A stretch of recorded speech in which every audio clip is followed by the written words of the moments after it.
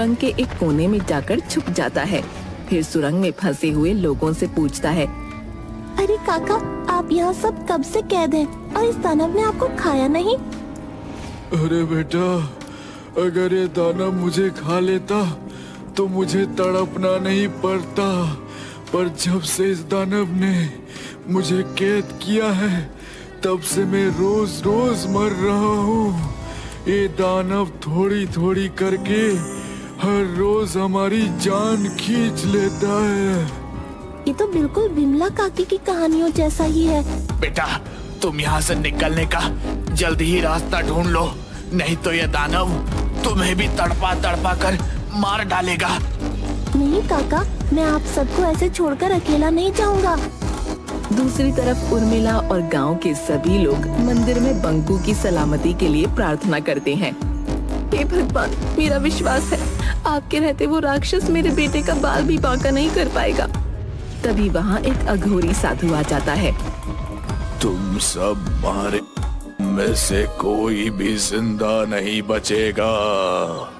सभी गांव वाले उस अघोरी की बात सुनकर दंग हो जाते हैं। आप कौन हो बाबा? और आपको पहले इस गांव में हमने तो कभी नहीं देखा, और आप ऐसे क्यों बोल रहे हो? इस गांव पर बहुत बड़ा खतरा मंडरा रहा है और तुम में से कोई भी जिंदा नहीं बचेगा, कोई भी नहीं। बाबा, आप बड़े पहुँचे हुए लगते हैं, कृपया आप मुझे बताएं मेरा बेटा पंकु सही सलामत है ना? ऊपर वाले के मर्जी के बिना कुछ नहीं होता। तुम्हारा बेटा उसी राक्षस की कैद में है। वो राक्षस किसी को भी जिंदा नहीं छोड़ेगा। क्या? पर वो राक्षस हमारे गांव में कैसे आया? और हाँ, वो सबको क्यों मारना चाहता है? वो राक्षस इसी गांव का एक आदमी था जो कि किसी संत के श्राप के कारण उसी कुएं में दानव बनकर रह रहा है।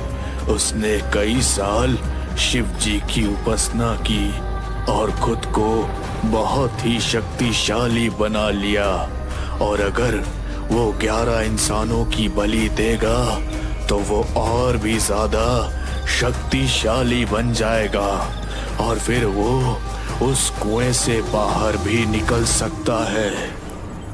क्या क्या? पर बाबा, उसे मारने का कोई तो तरीका होगा ना? तरीका तो है विमला बहन। आप अभी उस राक्षस को मारने का तरीका इन गांव वालों को बताइए। आप विमला काकी को जानते हैं?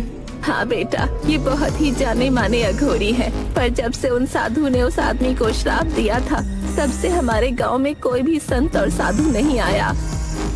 पर कौन था वो आदमी और उसे ये श्राप क्यों मिला? वो आदमी सभागन का बेटा था। उसने एक साधु की गाय को मार के उसका मांस खाया था। तब से उस साधु ने उसे श्राप देकर उस कुएं में बंद कर दिया था। दूसरी तरफ बंकू वहाँ से बाहर निकलने का रास्ता ढूंढने लगता है। तभी अचानक उसके सामने वो दानव आ जाता है। तो तू यहाँ पर छुपा हुआ है चूहे? तूने मुझे बहुत भड़काया है, अब मैं तुझे कच्चा चबा जाऊंगा। दानव बंकू को पकड़ने के लिए आगे बढ़ता है, पर बंकू बचकर फिर से निकल जाता है। दानव गुस्से से बंकू के पीछे पीछे बढ़ता है और बंकू उससे बचकर आगे निकल जाता है। दौड़ते दौड़ते बंकू एक पत्थर से ठोकर खाकर गिर जाता है। बंकू उस पत्थर को ध्यान से देखता है तो पत्थर के पीछे नागफनी दिखाई देती है। तब वो उस पत्थर को खोदने लगता है। अरे शिवलिंग, और ये भी इस कुएं के अंदर। हे महादेव, आप मेरी और यहाँ पर कैद बाकी सभी लोगों की रक्षा करना। तभी दानव वहाँ पहुँच जाता है और वो उसके मुंह से आग के गोले बरसाने लगता है। बंकू बचते बचाते उस चट्टान के पीछे जाकर छुप जाता है जहाँ पर वो दानव सोया हुआ था, और दानव के आग के गोले की वजह से वो चट्टान टूट जाती है। उस चट्टान में से एक त्रिशूल निकलता है। उस त्रिशूल को देखकर दानव डर जाता है।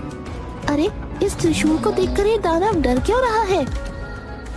तभी दानव फिर से आग का गोला बंकू पर फेंकता है, पर बंकू खुद को बचाने के लिए उस त्रिशूल को आगे करके आंख बंद कर लेता है और वो आग का गोला उस त्रिशूल से टकराकर उस दानव पर ही उल्टा पड़ जाता है। अरे मतलब ये त्रिशूल मायावी है।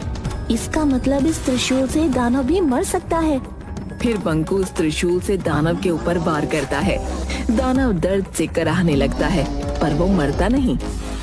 अरे ये दानव तो इस त्रिशूल से भी नहीं मरा। अरे हाँ, याद आया, विमला काकी ने एक बार उनकी कहानी में बताया था, अगर त्रिशूल से राक्षस की नाभि में वार करो तो वो मर जाएगा। फिर बंकू त्रिशूल निकालकर उस राक्षस की नाभि में वार करता है। वो राक्षस जोर जोर से कराहने लगता है और देखते ही देखते एक आदमी में बदल जाता है और कुएं में कैद सभी लोग ठीक हो जाते हैं। अरे तुम इंसान कैसे बन गए? वो दानव बंकू को सारी बात बताता है और फिर उसे और कुएं में कैद सभी लोगों को बाहर निकालता है।